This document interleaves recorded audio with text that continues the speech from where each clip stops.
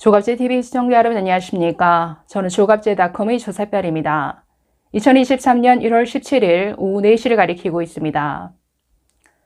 지난주에 전국 규모의 간첩단이 검거되었다는 아주 충격적인 소식이 있었습니다.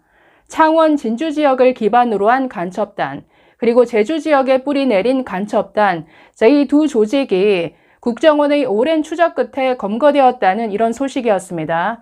그런데 그 이후에 그에 맞먹는 충격적인 소식이 사실 하나 더 있었습니다. 문화일보 기사 제목을 보시면 국회까지 손 뻗은 북한 지령 간첩단, 전직 의원 보좌관이 난수표 보고, 제목부터 충격적이죠. 국회의원 전직 보좌관이 사실상 간첩 활동을 한 혐의로 지금 국정원이 내사를 하고 있다라는 이런 소식입니다. 그런데 어떤 의원의 보좌관이었느냐? 바로 윤미향 의원의 전직 보좌관이라고 합니다. 윤미향 의원이 국회에 입성한 게 2020년 5월입니다. 이 보좌관도 2020년 5월에 함께 국회에 들어가서 작년 초까지 거의 2년 가까이 보좌관 생활을 했습니다. 그래서 국회에서 보좌관 활동을 하면서 간첩 활동을 한 것인가 지금 여기에 관심이 쏠리고 있는데 이 내용 좀 살펴보겠습니다. 먼저 지난주 검거된 간첩단 소식을 좀 정리를 해보면 두 개의 조직이었죠. 경남 창원 진주를 기반으로 한 간첩단, 그리고 제주 지역을 기반으로 한 간첩단이었습니다.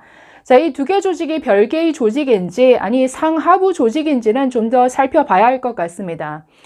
북한에 여러 가지 대남 공작 기구가 있는데 그 중에서도 북한 노동당 산하에 있는 문화교류국 소속의 김명성이라는 공작원으로부터 지령을 받아서 활동했다라고 합니다.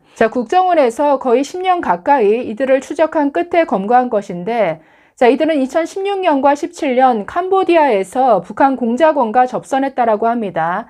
그때부터 지령을 받아서 여러 가지 활동을 하고 또 암호문을 주고받고 이런 것들이 드러났습니다.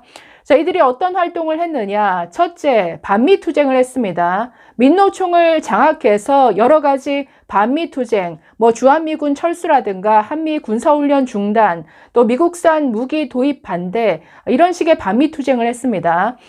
두 번째는 진보당을 장악해서 진보당 외에 여러 가지 진보 세력들이 있죠. 이들을 그 세력 확장을 해 나가는 이런 활동을 했습니다. 세 번째는 지방선거와 같은 여러 가지 선거에 개입해서 진보 진영 지지 운동을 벌이는 활동을 했고, 마지막 네 번째는 요새 촛불, 윤석열 퇴진하라 이런 촛불 운동을 하죠. 이런 여러 가지 반윤, 반정부 투쟁을 하는 이런 활동들을 벌여왔다라고 합니다. 이런 대규모 지금 간첩단이 검거된 것만 해도 굉장히 충격적인 소식인데 국회에까지 이들이 진출을 했다? 이건 더더욱 놀랄 얘기죠. 윤미향 의원도 그 남편 김삼석이 그 남매 간첩단 사건으로 유명하죠. 재심을 신청했지만 완전히 무죄가 되지 않았습니다. 일부 국가 기밀을 넘긴 것은 무죄가 됐지만 일본에서 한통연이라는 반국가단체 의장을 만나고 이들로부터 금품을 받은 것에 대해서는 재심을 했어도 유죄 판결을 받았습니다. 이런 남편 김삼석을 둔 윤미향 의원의 전직 보좌관이 지금 간첩 활동을 한 혐의로 내사를 받고 있다. 이거 굉장히 충격적인 소식이죠. 이 전직 보좌관 A씨에 대해서 지금 뉴데일리가 지금 기사를 쓰고 있는데 제목을 보시면 북한의 암호문 보고 윤미향 전 보좌관 드릴 말씀 없다 첫 반응, 이런 제목입니다. 저 기사를 바탕으로 좀 소개를 해드리겠습니다. 이 보좌관 A씨는 윤미향과 함께 위안부 관련 민간 단체에서 일했다라고 합니다. 그러다가 윤미향 의원이 국회의원이 되면서 함께 국회에 입성한 것인데 윤미향 의원이 여성 인권 통일 문제에 관심이 많았으니까 이 분야에 있어서는 이 보좌관 A씨 그리고 또 다른 민간단체에서 함께 들어온 또 다른 보좌관 B씨 이 두 사람과만 거의 소통했다라고 합니다. 그래서 이 전직 보좌관은 그야말로 윤미향의 측근 중에 측근이라고 볼 수 있겠는데 이 사람은 2010년부터 통일뉴스라는 한 매체에서 기자로 활동했다라고 하는데 아무래도 거의 주사파 성향의 이런 단체로 보입니다.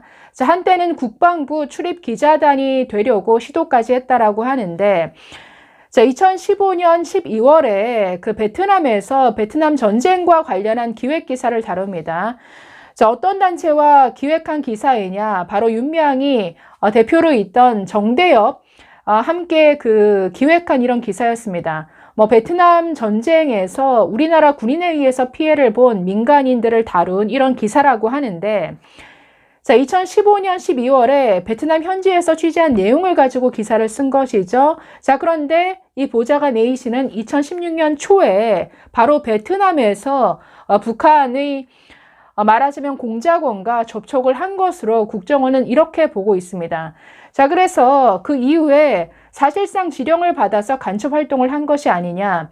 그리고 국회에 들어간 이후에 보좌관으로 활동한 2년 동안에도 상당 기간 여러 가지 정보를 제공하는 이런 간첩 활동을 한 것 아니냐. 지금 이런 의심을 받고 내사를 받고 있습니다. 자, 그래서 상당히 충격적이고 제대로 경각심을 가져야 될 부분인데, 자, 김정은 시대에 들어서 지금 대남 공작부서 더 확대하고 있는 추세라고 합니다. 그리고 김정은 시대의 간첩의 기본 사명은 이 자유민주주의 체제의 전복에 있다라고 합니다. 자, 이에 대해서 태영호 국민의힘 의원이 여러 번 경고를 한 바 있습니다. 자, 이렇게 말했습니다.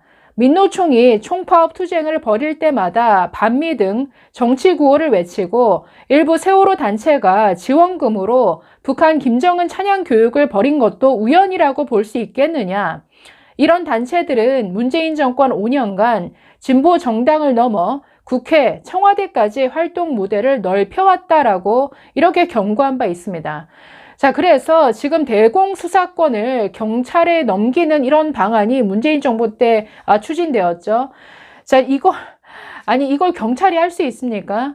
지금 대공수사권을 가지고 있는 국정은 이걸 추적하기 위해서 10년간 여러 해외 거점 조직을 운영해 가면서 추적해 왔습니다. 이거 경찰이 못하죠. 그래서 사실상 문재인 정권 5년 동안 뭐 했냐라는 것이죠.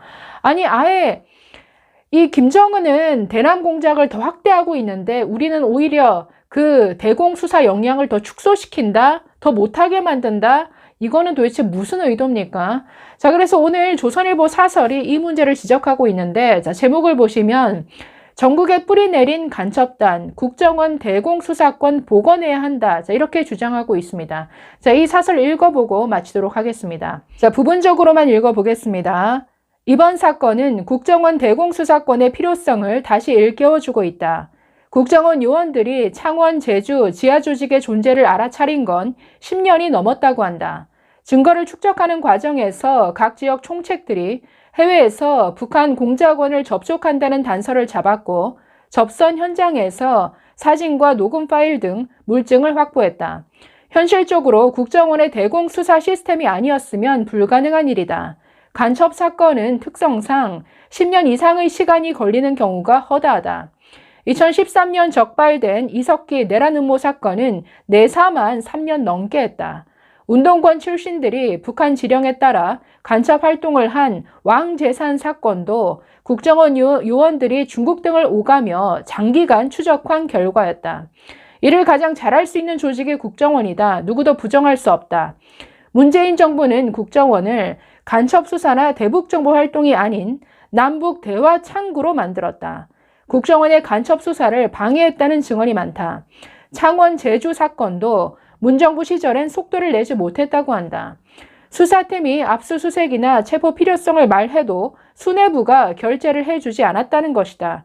그 결과 2011년에서 17년 26건이던 간첩 적발 건수가 문정부 때 3건으로 급감했다. 간첩이 없는 게 아니라 잡을 생각이 없었다. 문정부는 아예 국정원의 대공수사권을 폐지하기로 하고 2020년 민주당 단독으로 국정원법 개정안을 통과시켰다. 그 법에 따라 1년 뒤엔 경찰이 대공수사권을 독점한다. 경찰에는 간첩 수사 경험도 해외 방첩망도 없다. 이런 능력은 하루아침에 만들어지는 것이 아니다. 국정원엔 간첩 수사 노하우가 수십 년 쌓여 있다. 그래서 북한이 가장 싫어하고 두려워하는 것이 국정원이다. 국정원이 간첩 수사를 못하게 하면 누가 제일 좋아하겠나? 자, 여기까지만 읽어보겠습니다. 자, 이런 문재인의 5년간 참 바보 같은 행적 때문에 지체되었던 이런 대공수사가 그래도 속도를 내면서 이런 지하에 숨어있던 조직들이 드러나고 있습니다. 이 외에도 얼마나 많은 조직들이 이 대한민국에서 활동하고 있는가 더 드러나겠죠. 이건 빙산의 일각일 뿐인 것 같습니다. 감사합니다.